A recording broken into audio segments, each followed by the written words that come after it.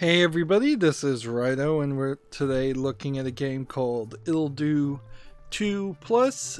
The screen is not going to be having black bars the whole time. I just wanted to show an interesting little quirk of the settings here, that when you set this up to 1080p, you don't have to reset the game or anything. It just stretches the image out, which tells me that this is actually a borderless window in full screen mode that is at all times your native resolution of your screen, and they are literally just drawing black bars on the edges.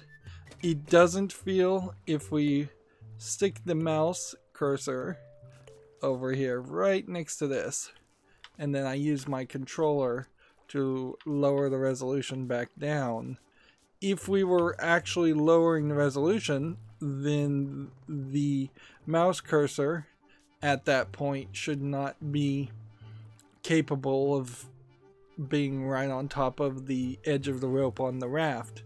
But you can see it totally is.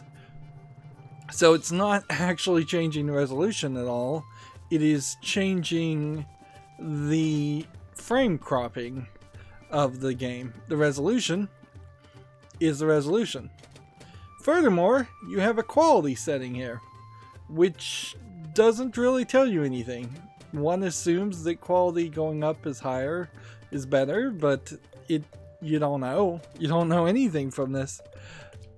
If you go back and go to the audio, same problem. There's no indicators here, no numbers.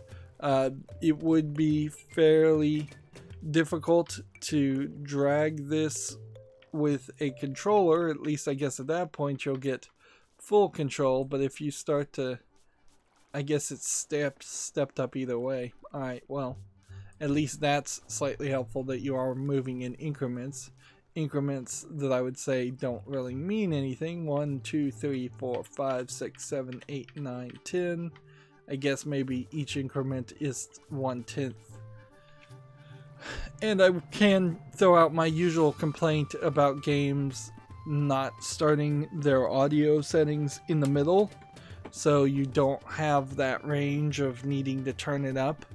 If you need to turn it up, you only have half of the dynamic range of the audio amplification between dynamic range is the wrong way, but you have either the ability to turn it down 100% from 100% down to 0 in most default settings, but you never have the ability to turn it up, which becomes a problem if there is a specific sound effect that you would want, or a type of effect that you would want turned up louder, because then for most people, whether you're on a console or a PC, I'm playing on PC obviously, you would then need some kind of surround sound amp or some kind of amplifier to turn up all the audio in your computer that's coming out, and then you would have to try and balance that all out and turn everything else down, where it would just be so much nicer if by standard all sliders by default were normalized to this point in the middle. That way, if I need to turn it down, I've got a couple of turn down options. If I need to turn it up, I've got a couple turn it up options. If I need to turn it down more, I can go into the Windows volume mixer, which for my setup, I always have to do that. I have this at 2% of the desktop audio, and it's still pretty loud. That's pretty much, I think, all the setup we need to mention. Ittle Dew 2 Plus is a visual improvement, and I wouldn't say much of a visual improvement, really, of Ittle Dew 2. It's the Ittle Dew 2 Plus came out on Windows in 2019, but it originally was released in 2017, and the original version of the game seems to have come out, as I look on Wikipedia, in 2016. I have covered and played Ittle Dew 1, and I liked its irreverent attitude and parody of the Legend of Zelda games, although it did have kind of a unique control scheme where each button was a single face button on a controller, so the X button, the Y button, each would activate a magical ability, if I recall correctly, and so that became a little bit difficult to deal with, and it made the controls a little clunky.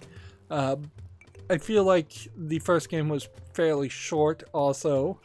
I suppose it is also worth mentioning that the developer of this game, Ludosity, had some kind of conflict with the original publisher, Nicholas, and pulled a bunch of the games off the listing. I remember that controversy coming up. I don't remember that there was ever really much of a resolution to it, really, or if there's enough of an atrocious action on either part to be reminded of.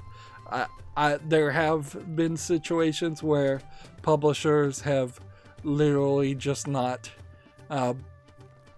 they've done everything possible, even if it wasn't legal, to stop a developer from independently publishing their game once their contracts have ended. I don't know if that was one of these scenarios. There definitely have been a couple of stories where publishers just don't really talk to or work with the developers. Ideally, all game developers would want to be independent and not have to seek out funding from publishers, because publishers are kind of like loan sharks for the layman, the closest equivalent. That they're setting the rules on almost every part of the contract by dangling a carrot of a lot of funding. Sometimes they don't even pay all that funding, but then they can potentially do a lot of Hollywood math where they don't pay the developers anything until they've recovered all their costs, but they also control a lot of how that cost is accrued and calculated. So you have scenarios, particularly in Hollywood movies, where movies that were huge successes are written off by the accountants as being losses always, so nobody ever gets any pay on the back end of that of those projects. In video games, video game publishers are not quite that bad, but there have been some problems with that. But again, I don't even recall this being such a big issue that ever happened. So that's more than enough setup. Let's hop into the game. So do we want to change our name or just leave it at Ittle? Well, if I was to change it, I would then have to use my keyboard, and since I'm using a controller, let's just leave it at Ittle. So you have Ittle is basically a Link equivalent character, although she's female. And then you have this weasel, Dew, I believe is his name. That would make sense. Apparently. Who is kind of like the Navi character from Ocarina of Time, although I don't think anywhere is annoying. And I would say that Zelda's games have done fairly well to not have an annoying character like Navi in quite a while. Breath of the Wild in particular, I don't think has any kind of like assistive character that pops up very often. I would say I'm also fairly certain that Ittle Dew as a series doesn't have a Princess Zelda equivalent. It doesn't really need it. Ittle is often just, I think, motivated by money more than anything to seek out adventure. So let's read. How did this happen? Oh, it's not Dew. It's Tippsie. Okay, I was wrong about that. It's been a while since I played the first game. I would probably recommend that, since the first game is fairly short, You could probably play the first game and then immediately jump into the second game. And Tippsie says, don't look at me, I wasn't driving. Well, I don't see any treasure around here. Let's find another island. So. We'll get a new one. Poof. What's this ruckus over here? Don't tell me you're adventurers. What if we are? God, don't touch anything. Don't explore anywhere. Just leave. But we don't have a raft. Can you help us out? Yes, I mean no. Ahem, I am Pascal, the island caretaker. If you want to leave, then get swimming. There are no rafts to be found around here. What's this thing you have here, old man? Hey, give that back. Apparently there's a bunch of dungeons here with 8 pieces of a raft in them. This magical map will show the way to the next recommended dungeon. Oh, so there's adventure to be had here after all. Bah, nosy rogues. If you know what's good for you, then stay here in fluffy fields where it's safe. Poof, I say. Geez, what a grump. I'm allowed to adventure wherever I want. And I suppose you're after those raft pieces in the dungeons? Of course, action, treasure, and a way to get off the island at the same time. Sign me up. Right, how about we just chop down the tree and be done with it? Rafts don't grow on trees. Now let's roll. So, we're in fluffy fields, and interestingly, we have a number 4, and then a number 6, and then a number 0 on the heads-up display. Let's see. So I just hit the left bump, and it popped up Tippsie. Tips. I've never seen a less intimidating place in my life. What it'll be. Head for the nearest dungeon or just go exploring. Alright, so let's hit the back button. So you can see, even compared to the main game, that if this is all the map, this would probably be as big, if not bigger, than the main game. And it seems like it is probably only 1/9 of the game. A is zooming in and zooming out. Let me see if maybe if I turn my mouse upside down, sometimes the subtle wind breezing against a well, back. Let's see. Options. Controls.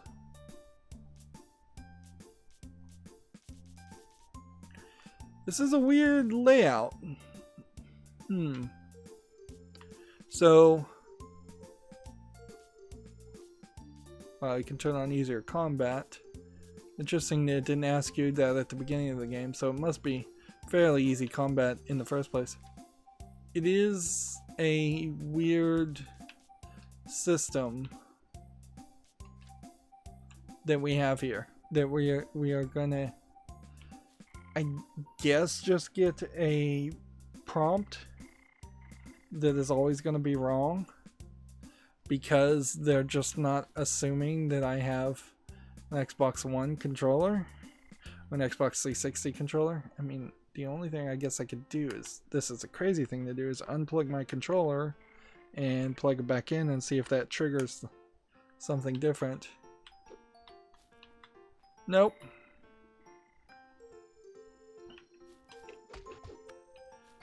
So we can hit A to swing a stick, and that's about it. And then there's some leaves flying. So it's a lot of heads-up display stuff. I kind of wish you could turn off the heads-up display. Let's see.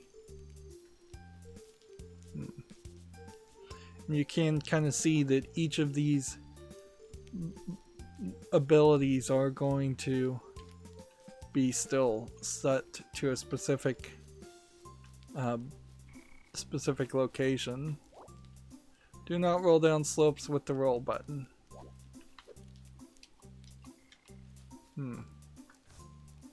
So the roll button is the right button. And is there any way to take a screenshot? No.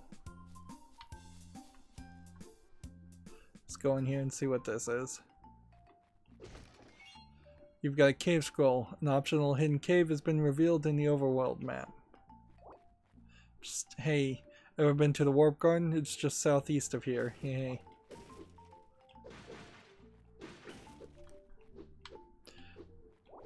One of the things I like about this, and I think I pretty well liked it down here in the first game also, is the idea that you're not just copying Legend of Zelda. There is something different to all of this, at least a little bit different. It is trying to have its own little style. While I would be kind of alright with the idea of copying Zelda games since they're not on PC, but this is the Pepper Pan Prairie. It's super dangerous. Never learnt that world, so I don't know what it says.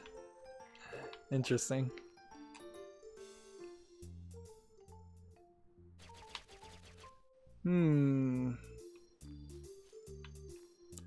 Think we could take this guy, or you think we're gonna die? So this guy is about to kill me, so yeah, we'll just... It's a little weird that Fluffy Fields has that capability of being dangerous. We did unlock something, but I guess that might have been the thing that the warp scroll was. Avoid walking in the tall grass without shoes.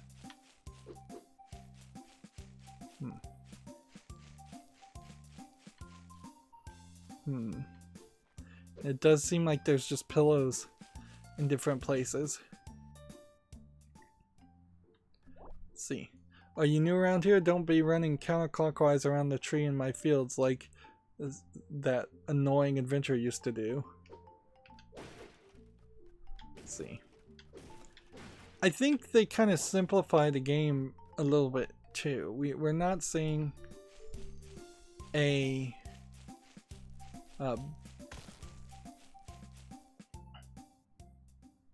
we're not really seeing anything here that would be a currency.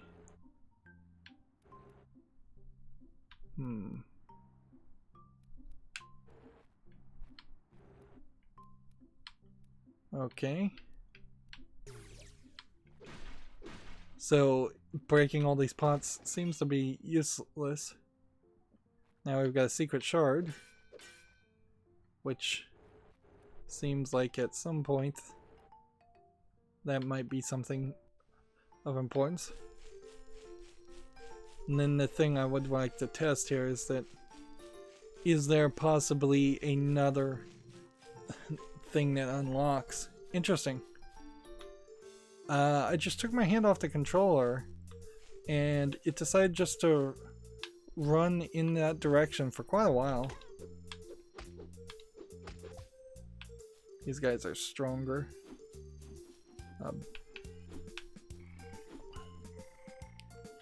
Probably would like to refill my health. You're kind of just doing whatever you want though, which is nice. I feel like even in Breath of the Wild, you ran into more issues of there being more of a linear reason. And that, sure, once we get a sword, I imagine we'll be even more successful. Let's see, is there actually any screen that is further to the south?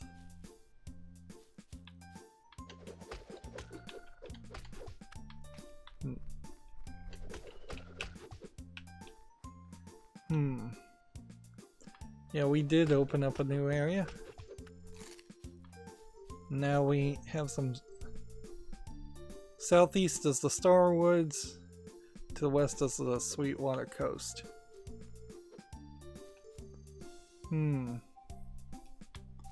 Let's go in this general direction. So this needs 8 secret shards. Interesting.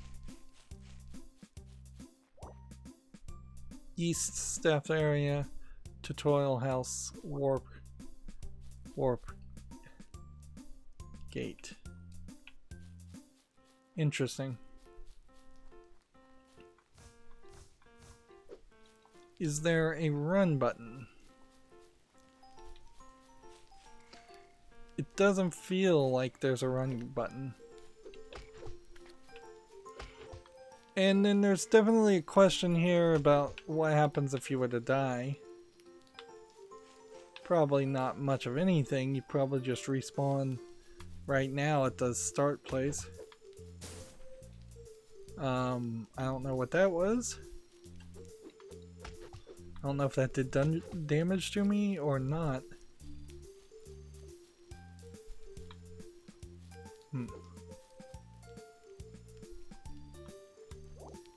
South staff area, tutorial house, and warp garden. Let's see what's in here. Have you met the 3 boss robot pilots who live just south of here? They haven't had anyone to fight in a long time. Okay.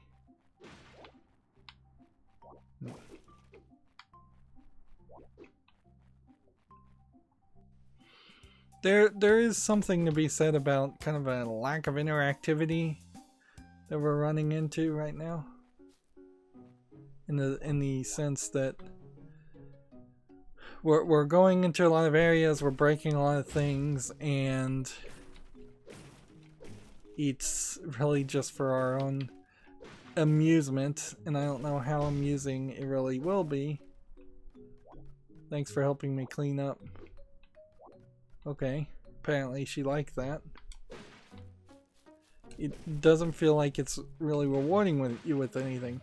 Maybe at some point we'll have a magic element. Let's see. Let's see. Cold status. Tough status takes less damage. Eat a yellow heart to regain a lot of life and get random positive status. All positive status last for 1 minute until they are replaced by another status. So we got a tough status before. Some of these are negative statuses. So, how do you get these negative status?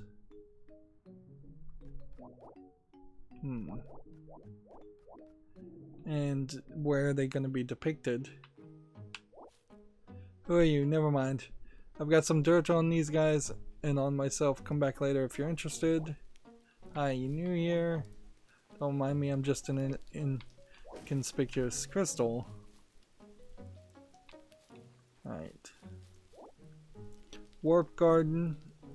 North Tutorial House. East Fancy Ruins. South Starwoods. See what the Starwoods look like. Well, that is a whole different area. But as fast as you're kind of running through all of this, it does then become questionable about just how quick this is going to be. I know this game isn't super long. You're not going to get more than 20 hours out of it, and that's if you play particularly slowly. Sorry, pal, but the health potion bar is for employees only. Got a cave scroll. So, when we get a cave scroll, it does seem like it unlocks a new cave for you every time. And in the caves are probably the secret things.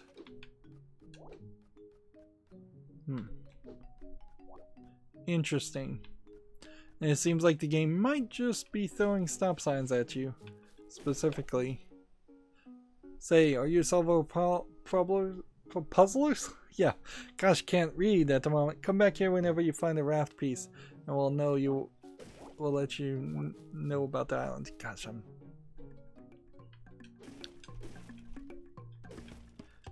So...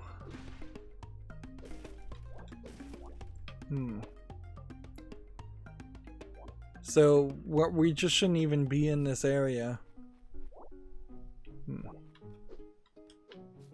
Yet. Obviously.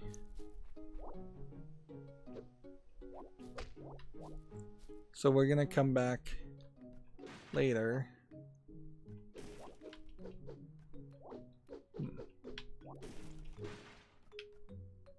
Obviously. Obviously we need to come back later.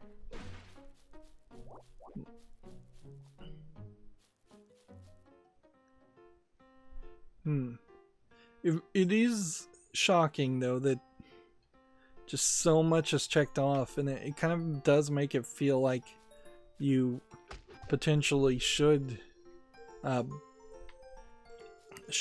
enter a point where they go into like a alternate parallel universe or something that would justify this being so simplistic. There, we've just checkpointed and gotten a ton of full health. So we have just a little pillow fort. Excuse me, no running in the hallway, and please don't swing that dangerous weapon around. Otherwise I'll have to hit you with this foam stick. And this is Safety Ginny. There was a Ginny in the first game. In fact, all the bad guy characters, who I don't know if they were even that bad, had kind of unique names and unique characters. I know that Ittle Dew characters showed up in one of the other cross-promotion indie games. A lot of indie developers over the past, I would say, almost 5 to 10 years now have gotten together and formed this kind of cabal and group of friends where they use their characters from each other's games as a way of cross-promoting. It works fine as long as you're not the odd man out and your game isn't the worst amongst the group. And I would say for that group of friends, there isn't really an outstanding, terrible game. Ittle says, wow, this place looks pathetic. It may have one of the raft pieces, but it still looks like a tutorial dungeon. I'm sorry. Alright, so...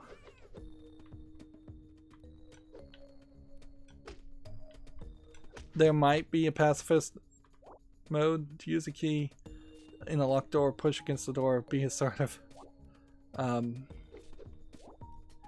you made it all the way to the dungeon. Now be careful in here. So, you can see some physics issues. It's 3D physics, it's just gravity is not really affecting these cones much.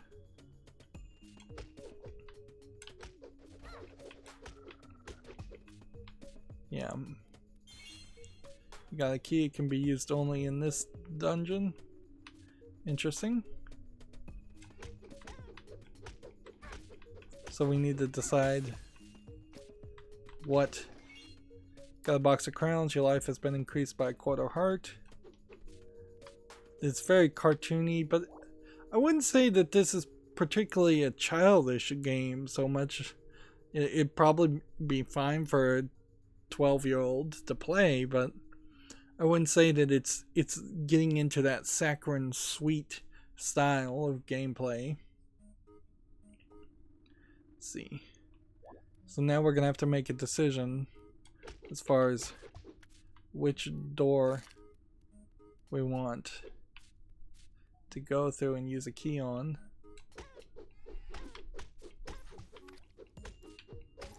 There was little collectible cards in the first game. Note to self, once I've entered a dungeon, I can always complete it with what I already have or what I have found inside.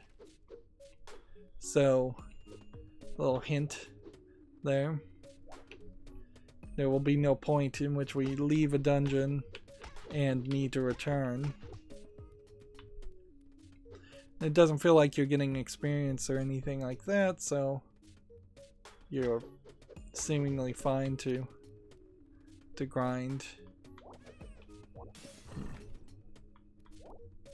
Walk into the blocks and push them, careful not to sprain anything.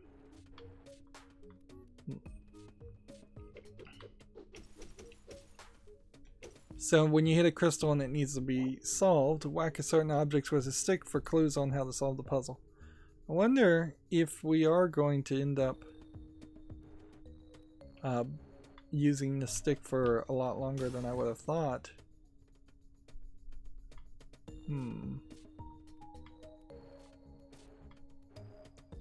So we needed to go through that door because we needed to be able to plug it in the other way. So now we know where the boss is, and we can see the map here. Fairly simplistic. And I bet there probably isn't even any more secrets in here. And if you look at the amount of health we even have, at best there's a very small number. Use your impressive muscles to break these blocks. Whoa, you're so strong. Let's see. Whack the crystal doors with a stick for clues on how to solve the puzzle. There we go. Alright, so 1, 2, 3, 4. Simplistic enough.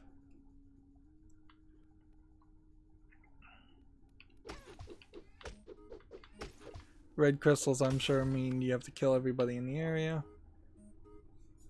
Yep. This does seem slightly better than the first game. I guess this is probably a checkpoint also. Touch the restore point to activate it. If you're knocked out in this dungeon, you'll wake up here. Let's see if we can push these cubes in any way as if there would be a secret activation by pushing them. Nothing over here. Interesting that it's saying nothing over here when I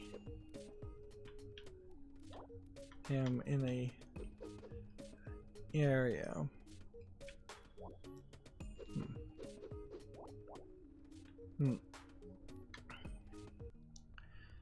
Yeah, even for like a tutorial dungeon though, that was fairly quick. Well, a gang of stray barbarians seem to have wandered into my island, onto the island. I'm Ittle, and this is my flying dog Tippsie. I'm a fox. Sure you are. Since when do foxes have wings? My, what a pair of characters. This is Cyber Jenny, apparently. If it weren't my job, the great Cyber Jenny wouldn't be caught dead dealing with such rubes. Then again, I suppose it's about time an adventurer found this island. No hard feelings, but it's time to take out the trash. Ittle, aren't you going to taunt her back? No, I'm just gonna smile and knock her senseless. In your dreams, big Jenny gun activated. So I'm hitting her and it's taking out fairly small amounts of damage, but seems after an attack she's certain attacks if she taunts. She's doing a anime style laugh from like the early 90s, late 80s. One of the anime shows like Slayers had a character that would do that. It's not really done anymore, so it does kind of go to show that there's some references here that probably would go over a younger person's head, even an average adult's head, considering how many people really watched early 80s or late 80s anime shows. It definitely does feel like a game that is more from a female perspective, in the sense that you're playing as a female protagonist and the first boss as a female character. That might be more of a statement. Oops. Well, I did actually manage to bone that up. It's a bigger statement on just how incredibly unwilling people are to have female bad guys in the story of a game. If they do it, it's usually a femme fatale. She's usually still depicted as a love interest, and the ratio of male to female is usually 100 to 1. You'll see hundreds of nameless male characters getting killed. This is oddly a little bit more challenging than I would have thought it would have been. So, of course, if I just lock down on the pattern and wait and just don't get hit by that power attack, I'm fine. It's just the power attack that's the problem. There we go.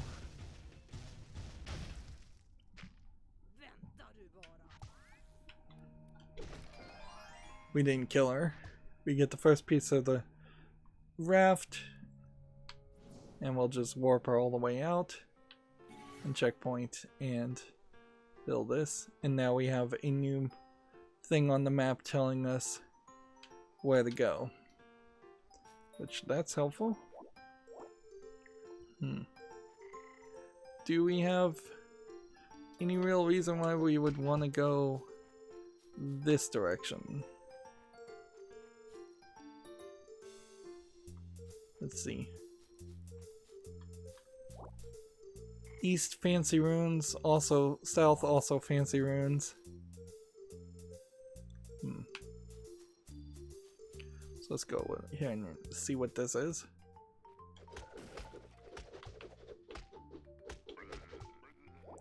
Spruce, that is.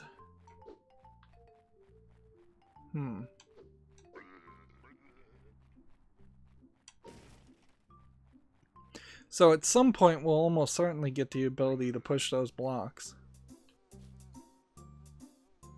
And this moved us kind of far. Possibly further than we needed to go. This is a secret in the fields outside my subordinate's house. It's one that is decidedly less luxurious than this one. Interesting.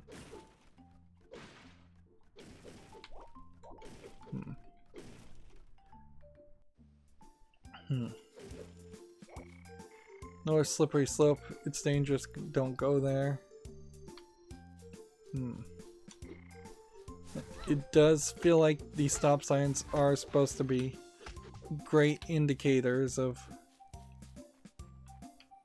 where to go. Southwest is Starwoods. This is a major area. Guess what we should probably do is see where this takes us. So we've now found one teleportation area.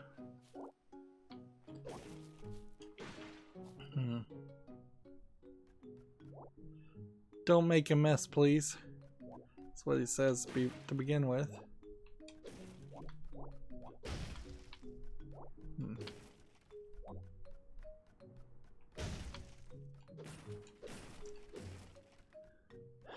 Yeah, this kind of as a game feels just like it would be so nice if this developer got more funding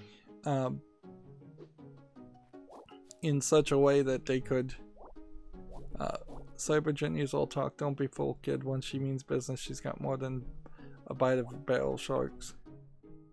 More bite than a barrel of sharks, I imagine is what that said.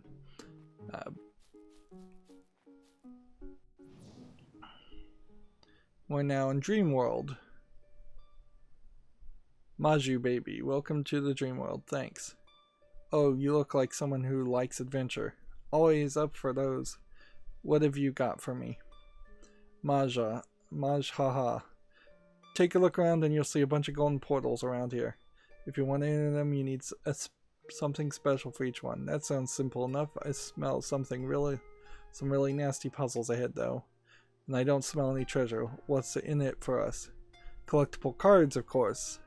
And this is Ginny Cat we're talking to. Isn't that just the greatest treasure of all? Besides true love, I mean. So this is some optional bonus unrelated to our real adventure. No items, no raft pieces. You got it. Now, I'll be over on that big comfy button if you need me later. You need specific items to enter the golden portals. Once inside, only those items may be used. You'll find only collectible cards beyond the golden portals. Look at the cards in your loot screen on the pause menu. See, loot. Let's see. Yeah, we can kind of see that the game is not even got that much going on. Okay. So we can't go here. We have to activate that, which we can't do. Can't go over here because we'd have to be able to break that. We can't go here until we can split ourselves into 6 copies. We can't go here until we have fire. I don't think they're gonna give us a bone. We can't go here until we can jump, I imagine. So there's actually nothing in this area that we can do. Nice to find it regardless. That sleeping bag, you need a raft piece. We already figured that out. Is that a raft piece? Looks like you've got a lot. Looks a lot like my old scratching post. Snore. Didn't seem like that changed the response in any valuable way. Let's see if we can run backwards on this. See if that does anything. Nope.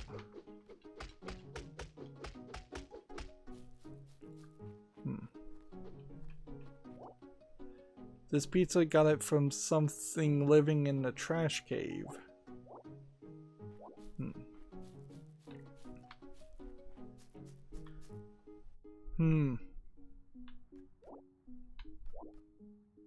So I suppose there might be enough here where you would just kind of get lost and end up going back to the same place over and over again.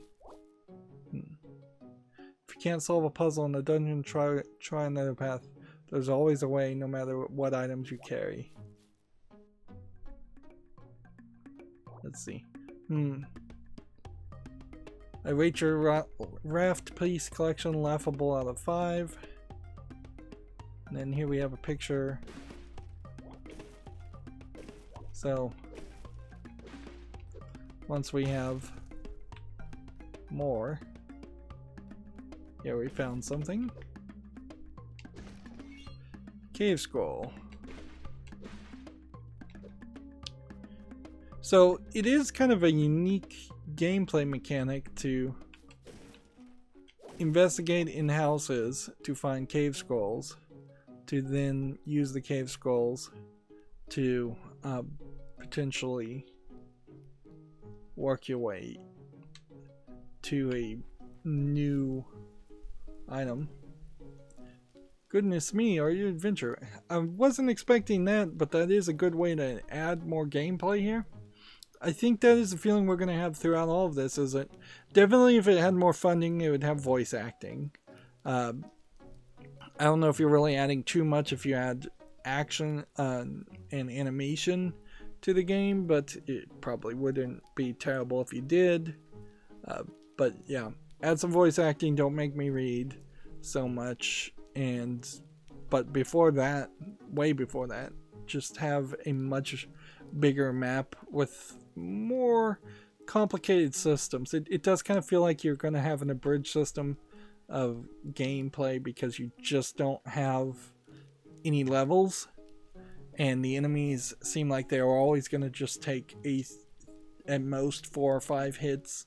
Maybe at some point we'll get 1 or 2 improvements on our sword, and then it will get down to just 1 hit per enemy. But yeah, compared to Breath of the Wild, this game really can't even hold a candle to something like that, or even Ocarina of Time, because the story that was told in Ocarina of Time is just super long. Every Zelda game, except for the first couple of ones, were super long because there was a lot of acts and story events that occurred.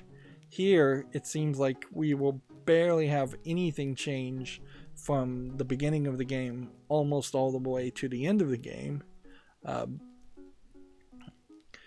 See, let's read this. Goodness me, are you an adventurer? Sure I am, officer. Do you need to see my license? No, I'm a map maker. My job is to chart the island's optional hidden caves. You see, I had that is, my son had a little mishap and accidentally set the map folder on fire. So, now the boss told my son to rechart the entire island. What's funny is I'm hitting A and it's not going forward until like the 4th or 5th hit. Right, so what kind of optional hidden caves are we talking about here? I can't tell you everything, you know, but I'll give you a hint.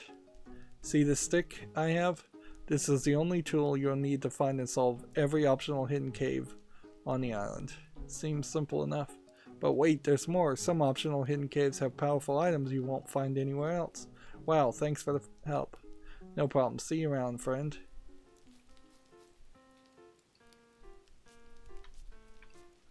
Like, toggle cleared.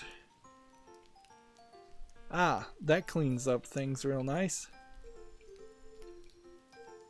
That makes the map a lot easier to look at.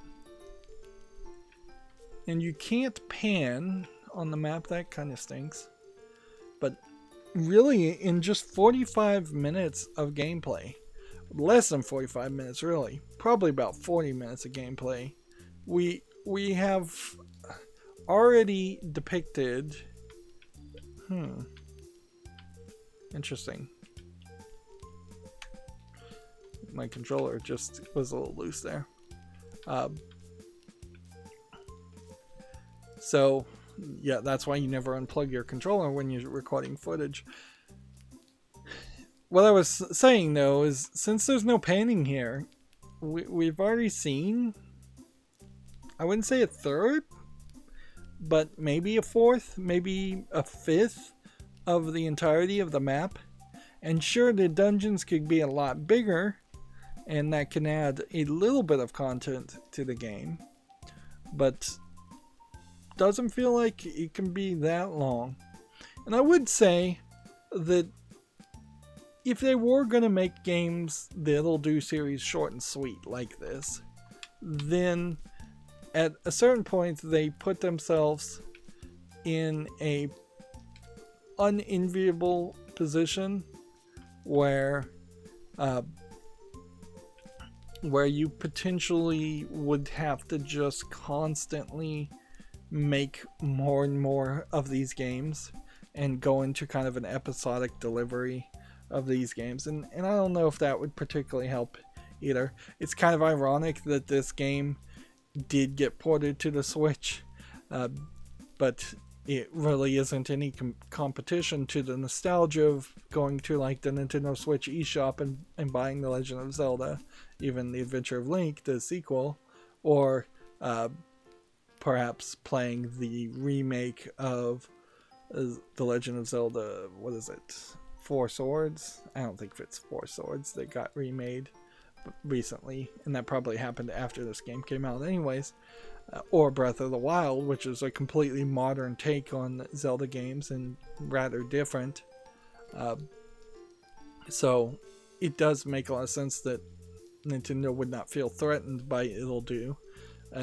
I would like to see Ittle Dew be a much bigger game and actually threaten the likes of Zelda games, because you don't really have a lot of adventure, kind of fantasy adventure games that don't go into the dark narrative, which is what you're generally looking for, is a dungeon centric game like that. It's ironic that probably the best Zelda game that you could play on PC is Darksiders remastered, War Mastered Edition, Darksiders 1, and then probably not even bother to realize that there's 2 sequels to that game, if not 3 or 4. But even in that case, the storyline and the environment is pretty different. So yeah, top-down 2D games, even when people try to make them on PC, are almost always RPG Maker games, which play completely differently because they have such a heavy focus on the RPG elements and such a heavy focus on the grinding that they feel nothing like an adventure, the Adventure of Zelda, or the Legend of Zelda did. There's something to be said about the fact that the original Legend of Zelda has relatively small amounts of dialogue compared to an RPG game like Final Fantasy, which is overly focused on dialogue. Well, that's going to be it for this recording. As always, I ask you to like, share, subscribe, comment, and watch every second of my videos. If you want a friend or follow me on any social media sites, there's a whole bunch of links down below in the description box. And if you want to support me further, there's a link to Patreon, or you can friend me on Steam and gift me a game off my wishlist.